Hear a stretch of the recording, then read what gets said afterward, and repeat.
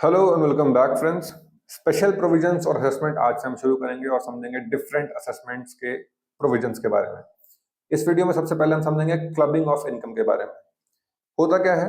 Clubbing of income income tax का वो provision है जिसमें आप किसी और पर्सन की इनकम, जैसे कि एक फैमिली मेंबर, स्पाउस, हुएवर, उसको आप खुद की टैक्सेबल इनकम में इंक्लूड कर लेते हैं स्पेसिफाइड सर्कमस्टांसेस के अंदर, और वो आपकी टैक्सेबल इनकम की तरह माना जाता है और उसके हिसाब से ही आप टैक्स पे करते हैं। होता क्या है इससे?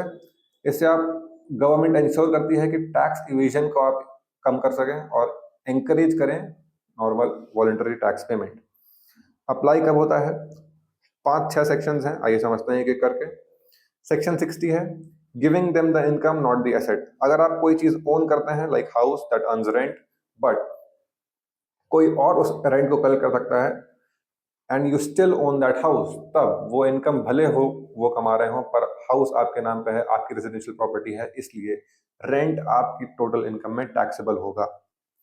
सेक्शन 61 क्या कहता है? You can take it back any time. अगर आपने कोई चीज ट्रांसफर करी है, किसी प्रकार का असेट, बट आपके पास राइट है कभी भी उसे वापस ले पाने का, तब उससे जो आप इनकम अर्न करेगा वो पर्सन जिसको आपने वो ट्रांसफर किया है, वो इनकम उसकी नहीं आपकी इनकम मानी जाएगी and you will have to pay the tax on it.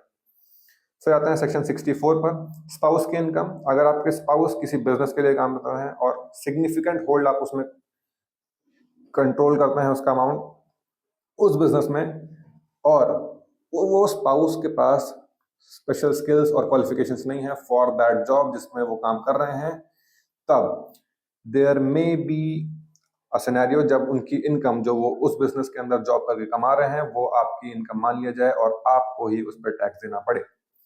Section 64, income है किसी असेट से जो आपने स्पाउस या डॉटर इन लॉ को दे दिया है। अगर आप कोई मनी असेट अपने स्पाउस या डॉटर इन लॉ को देते हैं विदाउट फेयर पेमेंट और वो उस असेट से कुछ इनकम कमा पा रहे हैं, तो उस इनकम का भी आप पर ही टैक्सेबल होना होता है, आपको ही उसे टैक्स देना पड़ेगा।